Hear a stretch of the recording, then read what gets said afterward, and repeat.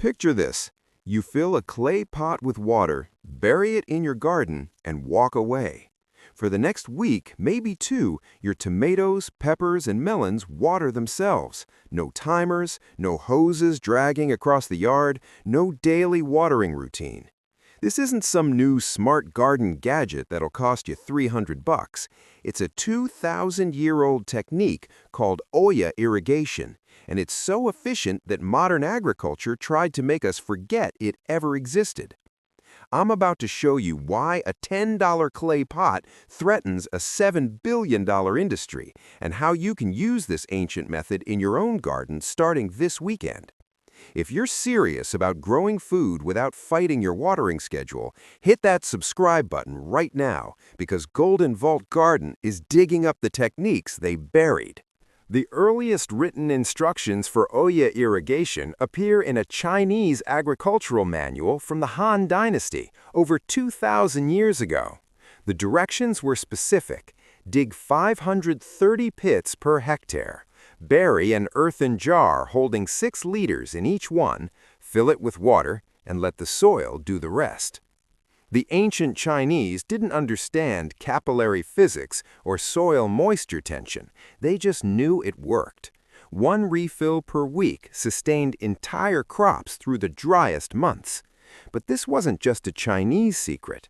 By the time this knowledge spread west, Persian engineers had adapted it for desert climates.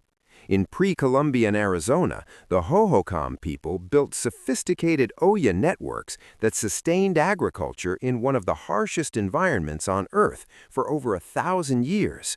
When Spanish settlers arrived in the Americas, they brought Olla irrigation with them.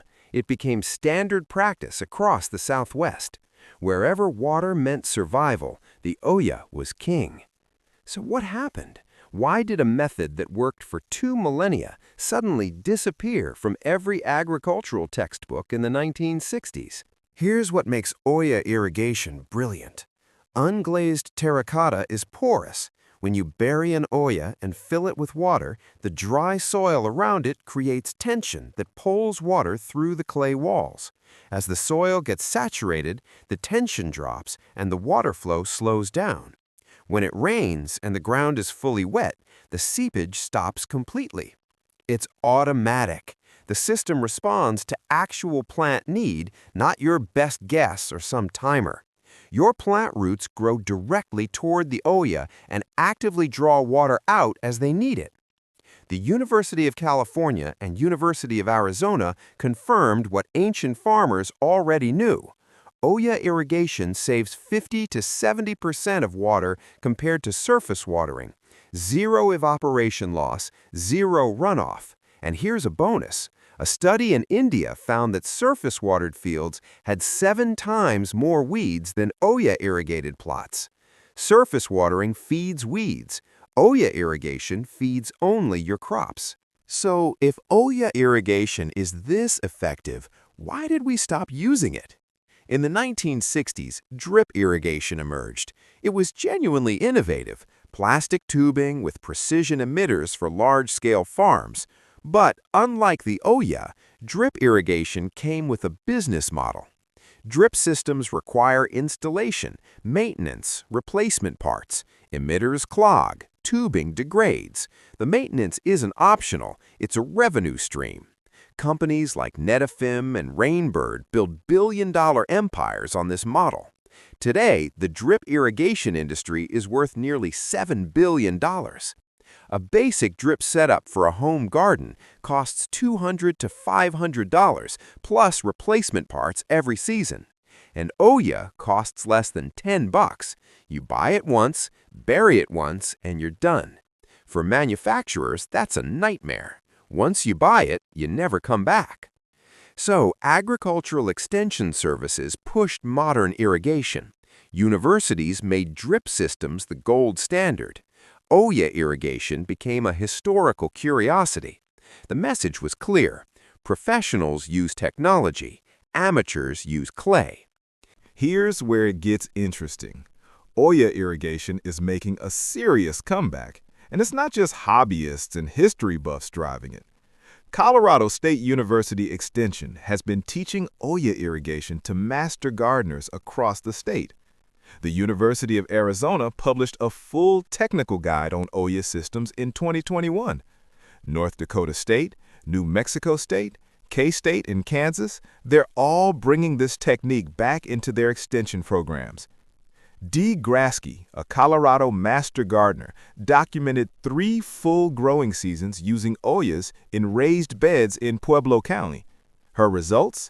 Massive, productive tomato plants that stayed consistently hydrated through Colorado's hot, dry, windy summer days without morning and evening watering sessions.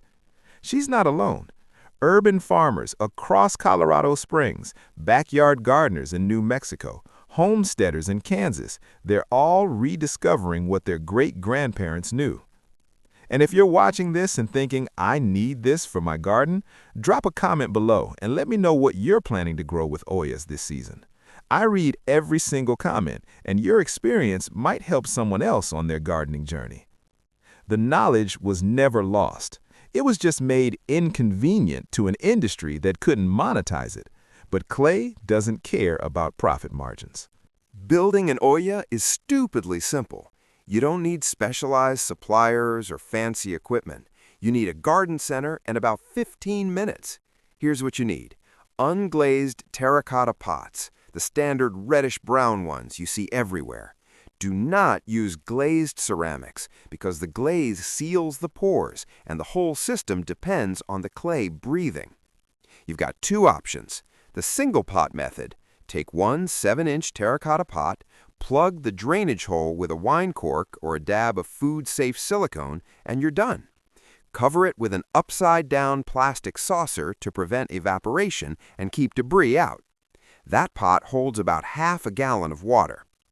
The double pot method, take 2 7-inch pots, plug one drainage hole, then glue the rims together with waterproof caulk. Leave the top pot's drainage hole open as your fill hole. This gives you a full gallon of capacity and doubles your watering radius. Once it's sealed, bury the Olla up to its neck.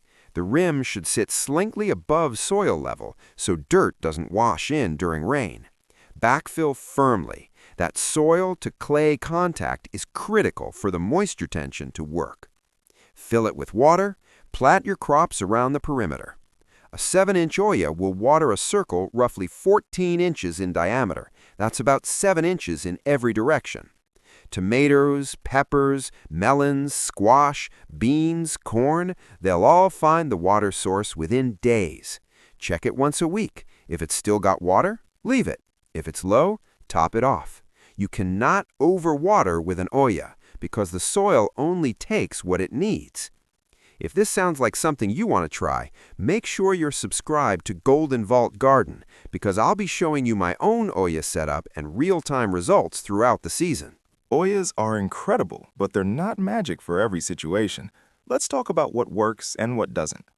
Ollas are perfect for deep-rooted vegetables. Tomatoes, peppers, eggplants, melons, squash, cucumbers, and beans. They're excellent for newly planted saplings and shrubs to get them through their first year. They're also ideal for raised beds, where keeping soil moist during summer is a constant battle. But here's what doesn't work. Ollas are not good for seed germination. The moist zone only extends about 7 inches from the pot, and seeds need consistent surface moisture. They're also not ideal for shallow-rooted crops like lettuce, spinach, or radishes. Those roots won't reach deep enough. New transplants need supplemental watering for the first few weeks. It takes time for young roots to detect the Olla and grow toward it. Once they find it, though, they latch on hard. One last thing. As your plants mature, accessing the fill hole can get tricky when branches grow over it. Plan your spacing accordingly or be ready to get creative with a funnel and tube system. Olla maintenance is dead simple. During the growing season, your only job is refilling them. Use a watering can, a hose, whatever works. If you're in a climate with hard freezes, pull your Ollas out at the end of the season, let them dry completely, and store them indoors. Terracotta cracks if water freezes inside. In spring, give them a quick scrub to remove any mineral buildup, and they're ready to go again. Di Grasky, the Colorado master gardener I mentioned earlier, is heading into her 4th season with the same set of Oyas. One $10 pot can last you years. Compare that to replacing drip parts every season. The math isn't even close. If you're ready to try this and you want more hands-on guides like this, subscribe to Golden Vault Garden and hit that notification bell. So here's where we are. You've got a choice to make. You can invest in a system that requires installation, maintenance contracts, replacement parts, and electricity. A system that works, sure, but one that keeps you coming back to the store every season. Or you can bury a $10 clay pot and let physics do the work. The ancient farmers who wrote the first instructions didn't have modern materials, but they understood something we forgot. The best technology is the one that requires the least intervention. Olla irrigation didn't disappear because it failed. It disappeared because nobody could build a business model around it. But the clay pots are still here. The technique still works, and now you know about it. If you're ready to try Olla irrigation in your garden, grab a couple of terracotta pots this weekend and get them in the ground. Plant your tomatoes, your peppers, your melons around them. Fill them up, then walk away and let the soil take over. And if you want to see how my Olla setup performs this season, subscribe to Golden Vault Garden. I'll be documenting everything, what works, what doesn't, and all the lessons I learn along the way. The knowledge was buried, but we're digging it back up, one clay pot at a time.